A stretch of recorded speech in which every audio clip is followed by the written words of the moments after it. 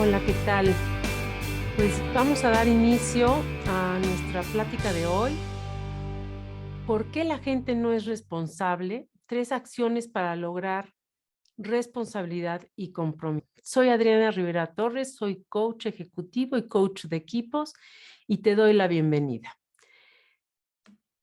Uno de los problemas con los que mucha gente se encuentra en, en las organizaciones es cómo están respondiendo las personas a su puesto, a su responsabilidad.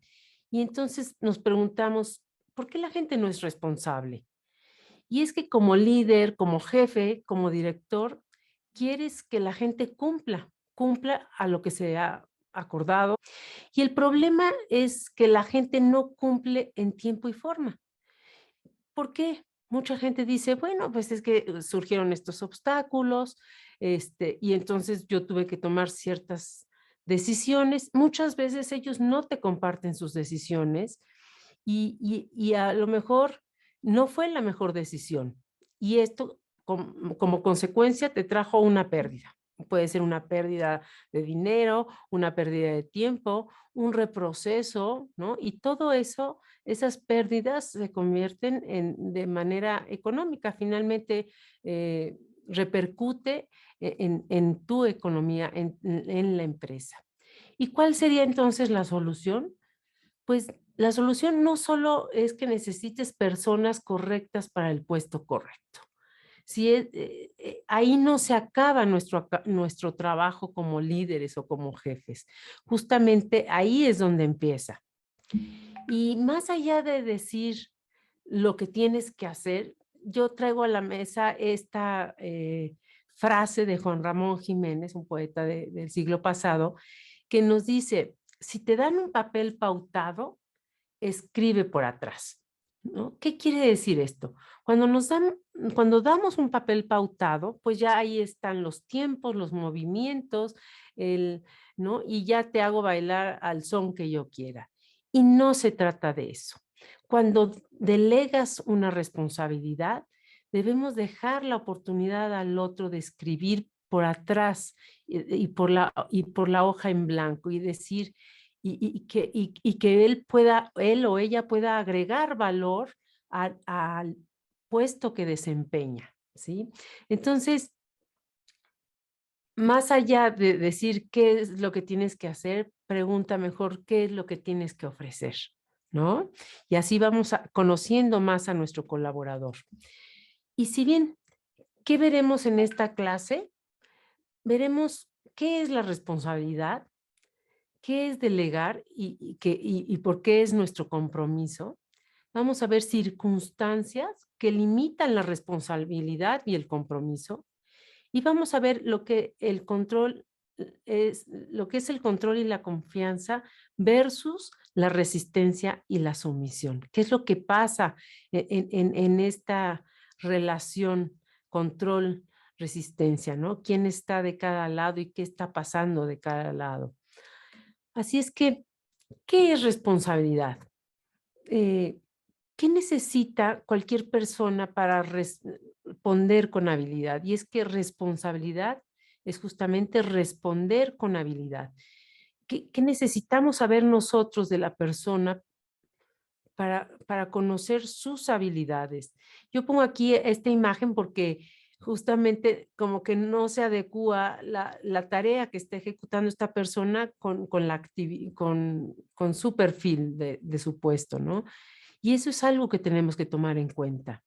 Es decir, esta persona tiene las competencias técnicas para ejecutar ese trabajo, tiene las habilidades sociales, tiene las competencias soft, como las llamamos, habilidades como desarrollo de potencial de las personas, desarrollo de talento o el liderazgo adecuado. Todas estas son competencias soft, ¿no? Planeación, ejecución, resolución de problemas. Todas estas son habilidades o competencias soft, que cada puesto tendrá las suyas y tendrán diferente eh, importancia, ¿no? Entonces, darnos cuenta de esto nos puede dar una idea de por qué la persona no está cumpliendo o no está siendo responsable. Ahora bien, ¿quién no es responsable?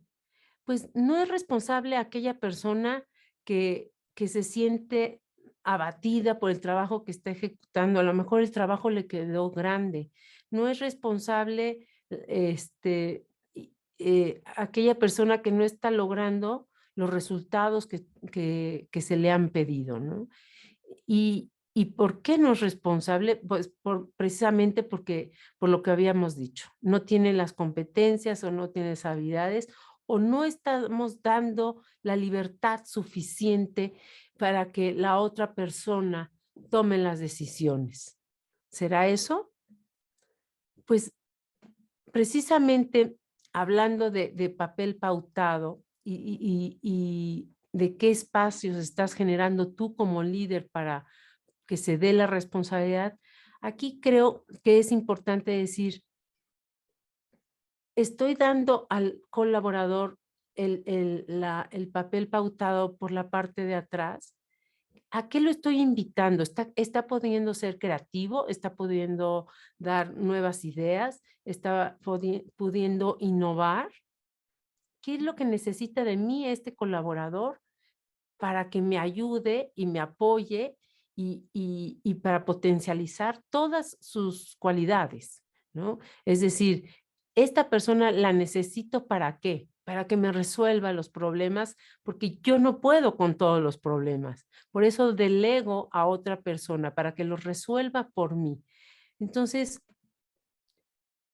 para saber si son responsables necesitamos una pregunta. ¿Cómo estoy delegando? ¿Estoy realmente delegando? Delegar, o sea, delegar quiere decir dar un poder o una función a otra persona o darle una responsabilidad a alguien para que ejerza ese trabajo en tu lugar o para obrar en representación tuya. Entonces, ¿qué implica delegar? Delegar implica dar la autoridad al otro. Es decir, suelto esa autoridad y esa persona se convierte en la experta sobre ese trabajo que va a hacer. Y así yo puedo soltar el control y dejar que esa persona ejecute de la mejor manera la tarea que le he asignado. Entonces, por otro lado, también esto requiere de confiar. Delegar quiere decir confiar en el otro. Y, y no podemos solamente soltar el trabajo y decir, te ordeno que hagas esto, ¿no? Eso no es delegar. Para delegar necesitamos tener una conversación con el otro, es decir, ¿qué es lo que te inquieta de este trabajo? ¿Cuáles son los obstáculos que vas a tener en esta tarea? ¿Qué es lo que te gusta en esta tarea? Este tipo de conversación empieza a generar eh, dos cosas. Primero, que te sienta a ti como un aliado y de esta manera poder empiezas a abrir y estrechar los lazos y empieza a confiar en ti. Es decir, no eres una persona que vienes a juzgar, eres una persona que con curiosidad preguntas cómo estás y cómo vas, y con curiosidad saber cómo vas a resolver este problema, ¿no? No para ser inquisitivo, para juzgar si lo hace bien o mal, sino para cerciorarte del camino que va a tomar la persona para solucionar el problema. Entonces, para eso también es importante escoger el tipo de liderazgo que vas a tomar. Es decir, no todos requieren el mismo tipo de liderazgo. Habrá unos que necesiten un poco más de control, habrá otros que necesiten que los sueltes y que trabajen solos, habrá otros que a lo mejor necesitan más apapachos o más contacto contigo. Y eso, bueno, lo veríamos en otra clase, los tipos de liderazgo, ¿verdad? Entonces, es importante también preguntarnos por qué no estoy delegando? Porque para delegar se requiere soltar el control. ¿Y qué es el control? El control es una emoción que, que me, que me arroja a los resultados, ¿no? Estoy pendiente de cuáles van a ser los resultados, pero el control me dice que atrás de mí yo no tengo confianza en esa persona. Quiero decir, atrás de esa falta de confianza hay un miedo. Y ese miedo es importante que lo detectes porque vas a darte cuenta que hay una amenaza. Y el ser humano eh, eh, se toma de esta herramienta, de esta conciencia, para poder decir a qué le tengo miedo, cuál es la amenaza, y sobre eso poder soltar el control. Y es que en el cerebro humano se generan sustancias al momento de que hay una amenaza. Y ahora más adelante vamos a ver eso. Hasta aquí, ¿cómo vamos? Bueno, pues vamos a ver por qué el control trae resistencia y o sumisión. Y es que en el mundo en el que vivimos siempre tratamos de controlar. ¿Para qué? Para no vivir en la incertidumbre. Si no tengo control sobre el futuro, entonces yo estaría eh, pues con muchas ansias y con mucha angustia de qué es lo que va a pasar. Por eso es que controlamos.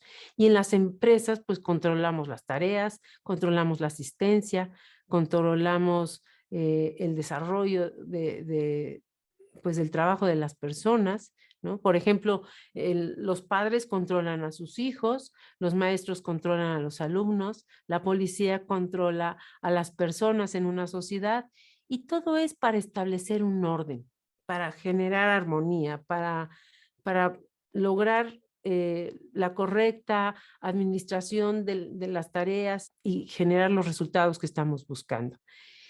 ¿Cuándo aparece el problema entonces de poder soltar el control? Bueno, el problema empieza cuando ejercemos un profundo control sobre la persona. ¿Qué es lo que estamos diciéndole a esa persona? ¿Cuál es el mensaje? Pues que no confía en ti. Las cosas se deben hacer a mi manera y no creo que tú seas capaz de resolverlo. Entonces, ¿qué pasa del otro lado? ¿Qué es lo que siente la persona a la cual estamos mandando este mensaje? Pues tiene el juicio de que como no confía en mí, pues entonces yo ejerzo resistencia o sumisión. ¿Cómo es eso? Bueno, el exceso de control genera resistencia cuando yo rechazo los hechos. Es decir, las personas se rebelan ante nosotros, puede ser que se rebelen sin que nos demos cuenta, desobedecen, se saltan las reglas, no cumplen, es decir, no están siendo responsables, nos pueden decir mentiras, y una cosa que es muy grave es que no hay libertad, ¿no? En el exceso de control se pierde la libertad y eso provoca esa resistencia, ¿no? Es como yo te encarcelo y el otro trata de liberarse de ese control, porque el ser humano dará lo mejor de sí en un espacio de libertad, de creatividad, un espacio de bienestar. En el momento en que yo ejerzo control, deja de haber ese bienestar, ¿sí? Entonces, ¿qué otra cosa provoca un exceso de control? La sumisión. Y ahora sí que este dibujo quedó justo como anillo al dedo, porque la sumisión es eso, es estar como títeres en en el teatro, ¿no? O sea, yo no controlo nada. Entonces, en la sumisión rechazo la posibilidad, se abandona, cada uno se abandona al control del otro, ceden la responsabilidad, es decir, yo no soy responsable de nada, no importa lo que pase, ¿no? Esa parte, esperan las instrucciones, aquí estoy yo muy a gusto esperando a que tú me digas qué es lo que quieres que yo haga, no hay por lo tanto, no hay iniciativa, no hay proactividad y tampoco hay libertad, ¿no? Estoy sometida a tus deseos y yo estoy pues imagínate cómo estoy yo del otro lado, ¿no? Esperando, pues a lo mejor impacientemente, o de qué manera, qué emociones tiene una persona cuando se encuentra en esta situación de sumisión o de resistencia. ¿Tú qué opinas? Cuéntame ahí en el chat, ¿qué crees que está pasándole a esta persona cuando ha sido sometida o cuando ha sido puesta en una sensación de resistencia, en un estado de exagerado de control?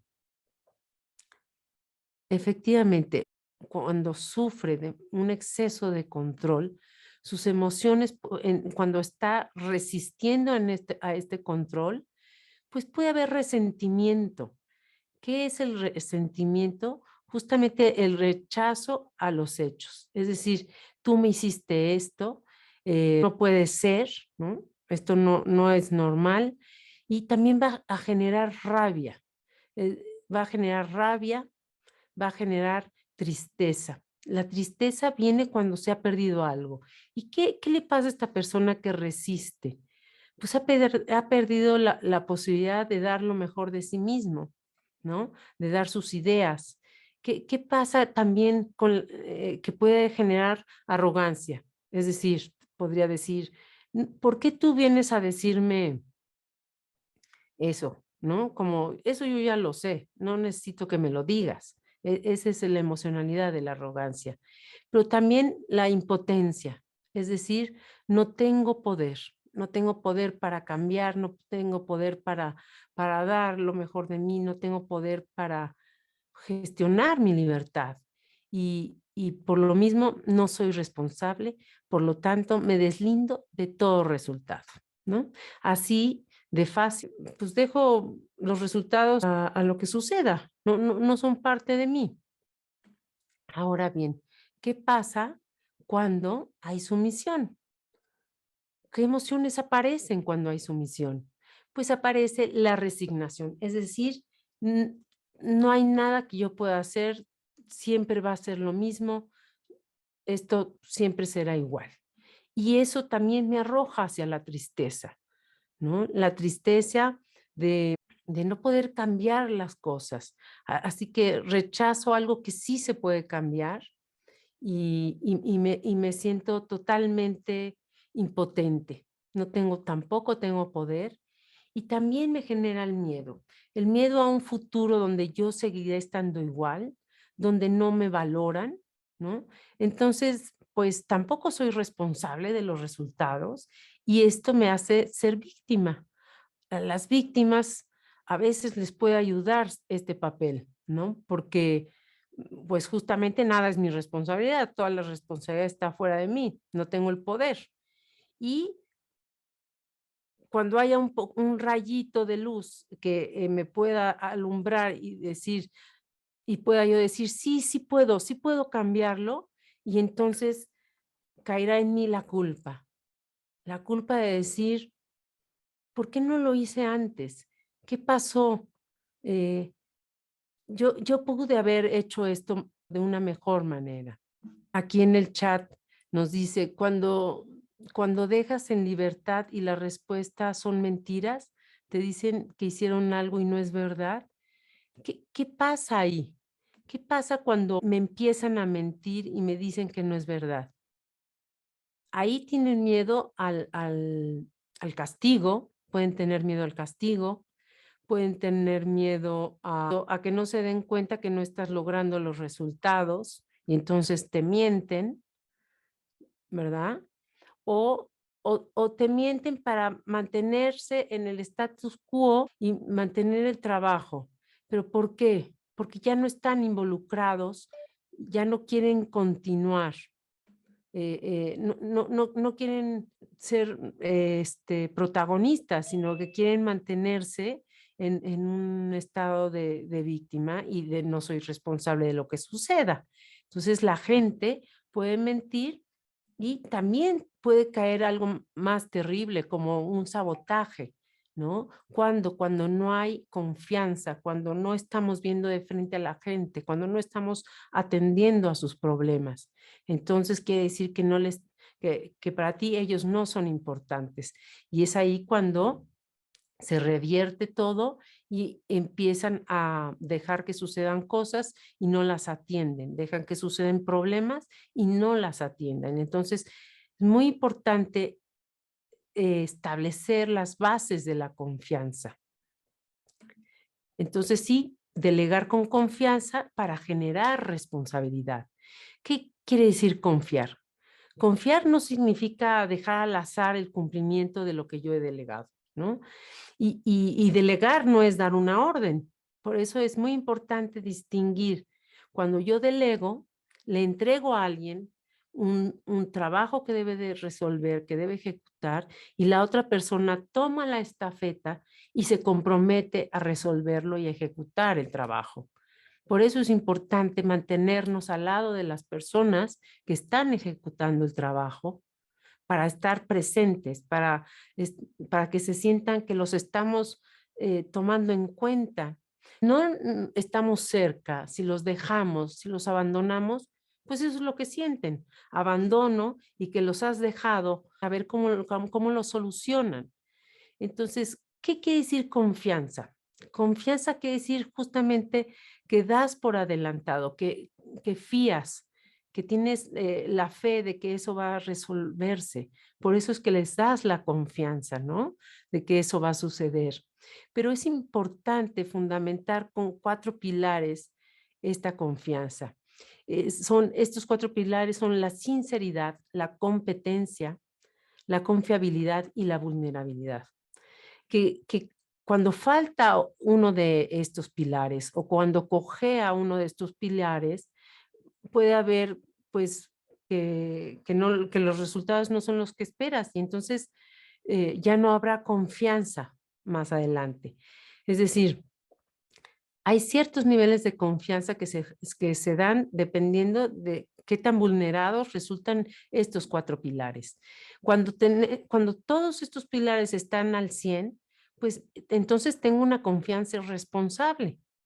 Cuando uno de estos empieza a fallar, pues puedo caer en una confianza con prudencia, ¿no? Tengo prudencia porque hay algo que no está funcionando bien.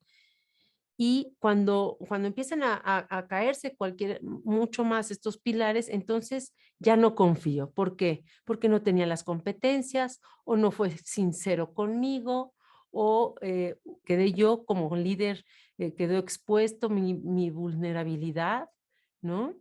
Entonces ya no confío en esta persona o caigo en la ingenuidad, ¿no? Cuando ya de plano fulanito me quedó mal y le vuelvo a pedir que ejecute esta tarea y mi confianza se ve entredicha y vuelve a quedarme mal.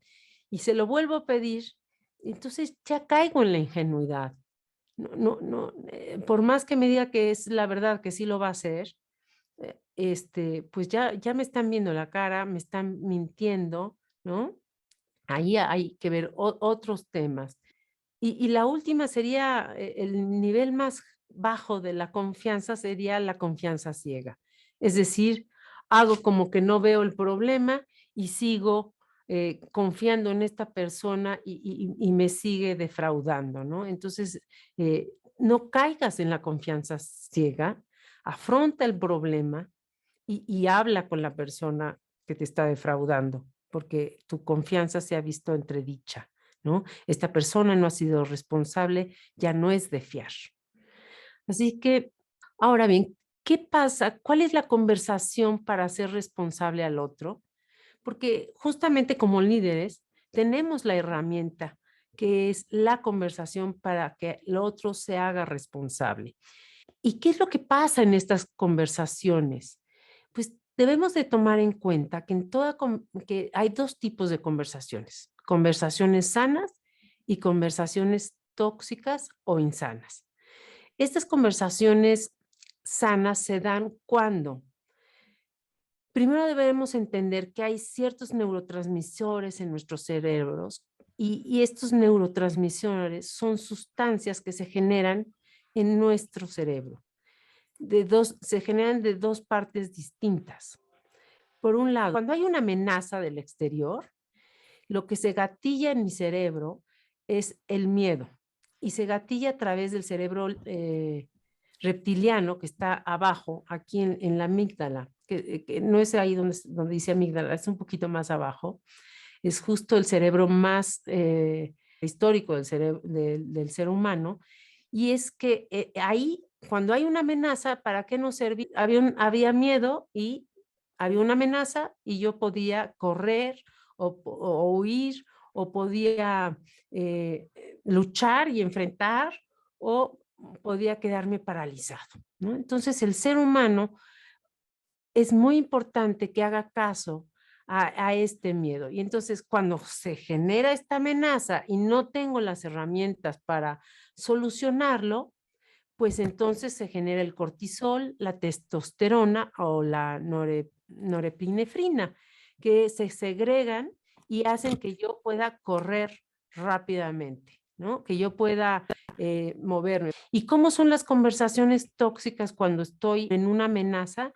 Pues entonces podré decir, no, tú no sirves para nada, déjame que lo haga yo, entonces porque se ve amenazada mi persona, mi puesto, y entonces cuando me siento amenazado como jefe, se sueltan, segregan estas neurotransmisiones y son liberadas estas sustancias para que yo me defienda. ¿Ok? Pero entonces aquí la parte del cerebro que está trabajando es la parte pues más animal, ¿no? Mi amígdala, mi cerebro reptiliano. ¿Cómo es que podemos responder de otra manera cuando empezamos a trabajar con nuestro córtex prefrontal, que es de enfrente en la mente, aquí arriba en la frente? Y ahí se liberan otras sustancias que nos llevan a conversaciones sanas, que son la oxitocina, la dopamina y la serotonina. Entonces, se ha descubierto que la confianza justamente se encuentra en el cerebro ejecutivo o el cerebro prefrontal. Y se ha descubierto que en el ser humano se encuentran 5 cerebros que se conectan entre sí. Es decir, entre ellos y también con todo el resto de nuestro cuerpo. Y que es a través de la conversación como podemos manejar distintos niveles de conversación para llevar el miedo a la confianza, ¿no? ¿Cómo funcionan estos niveles de conversación? Eh, Cuando yo estoy en la oficina, en donde esté, y siento una amenaza, lo que voy a hacer es protegerme de esa amenaza. Y entonces mi modo de hablar va a ser de resistencia. Y va a haber, en este diagrama pueden ver que la escucha, donde estoy yo y me estoy protegiendo, y donde aquí lo que ahora sí que secuestra mi manera de hablar es el miedo y está trabajando las sustancias, la serotonina, y entonces yo me protejo y me resisto y entonces desconfío del otro y le digo, no, deja, yo lo hago y ahí ya no escucho al otro. Y eso es muy importante, ¿no? La parte donde mejor no lo escucho y me protejo a mí mismo. La siguiente etapa es cuando empiezo a ser escéptico y entonces me empiezo a abrir un poco a la confianza y también empiezo a escuchar. Y entonces digo, bueno, vamos a ver qué tiene esta persona que decirme. El siguiente nivel de la conversación justamente es que espero y observo. Empiezo a escuchar más al otro, lo empiezo a ver, tú que, pues, cuál es tu forma de ver este problema, pero siempre a reserva de que no me vaya a ser contraproducente con los resultados. Ahí todavía me secuestra el miedo y la amenaza, ¿no? A mi forma de hablar y a mi forma de decir las cosas. Entonces, sí, cuando empiezo a escuchar más al otro y empiezo a preguntar y me empiezo a asociar con el otro, entonces ya no soy yo, sino que somos nosotros. En esta posición de nosotros, yo como líder soy más vulnerable, entonces sí estoy sosteniendo mi vulnerabilidad en la confianza con el otro y estoy dispuesta a experimentar. Y aquí mi forma de hablar, mi conversación permite generar preguntas, permite que no sea yo el centro de atención. Aquí en confianza podemos co-crear e inventar, podemos ser más creativos, podemos innovar.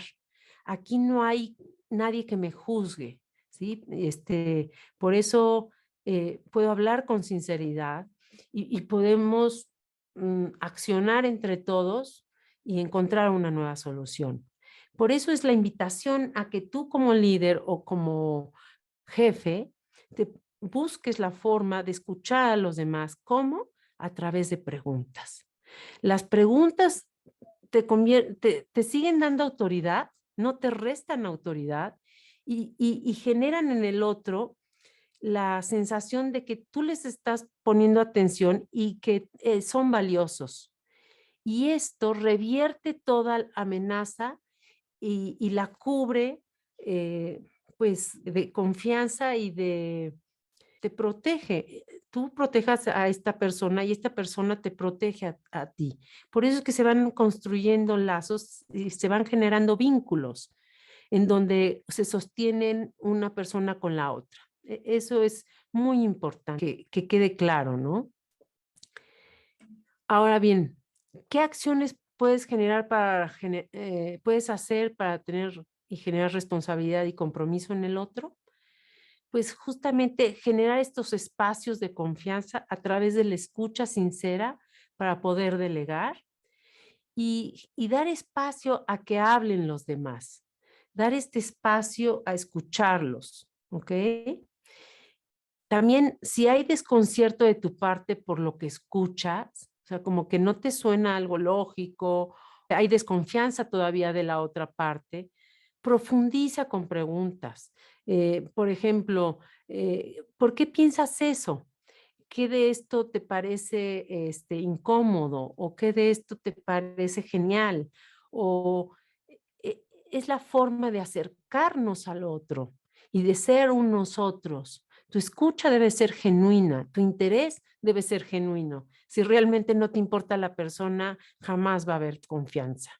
Entonces, si no te importan las personas, empieza a preguntarte por qué no me importan las personas. ¿Qué, qué tienen ellos contra mí?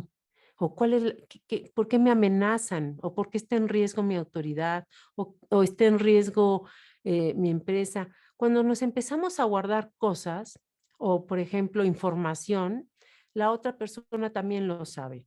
Entonces, ¿qué información no le estás dando? Que no estás siendo totalmente sincero. O sea, los pilares de la confianza están en los dos lados, no nada más en la otra persona. También necesitas ser sincero, también necesitas ser vulnerable para que la otra persona, pues ahora sí que te abrace, te sostenga, te dé apoyo, ¿no? Esto, no, esto es de ida y vuelta, ¿no? La confianza es un baile entre dos partes. No permitas que se rompa la confianza por el miedo que tienes a que te conozcan, ¿no? A que sepan de ti. Por ejemplo, yo una vez tomé un curso de ventas con coaching y me di cuenta que podía hacer preguntas a mis colaboradores, que me di cuenta que yo me reservaba muchas cosas y que no me gustaba hacerles preguntas. Pero ¿sabes por qué no me gustaba hacerles preguntas? Porque sentía que estaba invadiendo su privacidad. Era algo como un juicio, algo que así debía ser. Un jefe debe ser reservado y no preguntarle nada a los colaboradores de su vida personal. Y entonces un día pues dije, bueno, les voy a preguntar, le voy a preguntar, hola, ¿cómo te fue? Le pregunté a un colaborador, ¿cómo te fue en tu fin de semana? Y entonces, sorprendida, escuché que me decía, ay, me fue muy bien, hicimos una comida, hicimos unos camarones a las brasas, nos fuimos a comprar la comida a la central de abastos y fue una gran sorpresa la apertura de la otra persona, la alegría de que yo le preguntaba algo con respecto a su vida privada. Para mí fue de verdad una sorpresa porque, como te decía, yo pensé que ser un jefe era ser callado y reservado y, ¿no? Y entonces empezamos a tener más confianza y entonces me empezó a preguntar más y entonces empezaron a crecer las ventas, ¿no? Bueno, fue maravilloso. Entonces, Generar conversaciones para establecer la responsabilidad y el compromiso del otro. Es decir, no lo des por sentado. Pregúntale, ¿cuáles son para ti tus responsabilidades? ¿A qué te comprometes? ¿Y cómo te vas a dar cuenta de que lo lograste? Y también fechas, muy importante. ¿A qué fecha te comprometes a lograr este compromiso, ¿no? Y generar conversaciones en el equipo que inviten a la creatividad y a la innovación. Es decir, ¿con qué preguntas vas a generar creatividad? ¿Con qué preguntas vas a generar innovación para resolución de problemas que se están dando día a día? Porque tú no lo sabes todo, ellos tampoco, pero juntando las ideas pueden tener una gran solución. Así es que hasta aquí, cuéntame, ¿qué de lo que aprendiste hoy está impactando en lo que haces? Con lo que aprendiste hoy, ¿qué podría ser diferente mañana? Con lo que aprendiste hoy, ¿cuál sería la historia si empiezas a soltar el control con prudencia? ¿Y, y qué puedes ganar si delegas más? Llévate estas preguntas, tómales una foto, vuelve a escuchar la clase. Y bueno, soy Adriana Rivera Torres, soy coach ejecutivo, coach de equipos. Y antes de irnos, me gustaría decirte cuáles son mis servicios. Tengo sesiones de coaching para líderes, para directores, para gerentes. Tengo cursos online, tengo el ABC de la comunicación entre socios, tengo el curso online Líder Premium y tengo un curso híbrido para directores y sus equipos, y su equipo de líderes. Así es que no te pierdas, sígueme en Instagram, sígueme en LinkedIn, mi correo adrianarivera@macoacoaching.com y te dejo en el mail que te voy a mandar, ahí hay una liga para que reserves una sesión conmigo gratuita en la cual podamos descubrir qué es lo que necesitas y si hay algo en que te puedo ayudar, estaré encantada de trabajar contigo. Muchas gracias y buenas noches.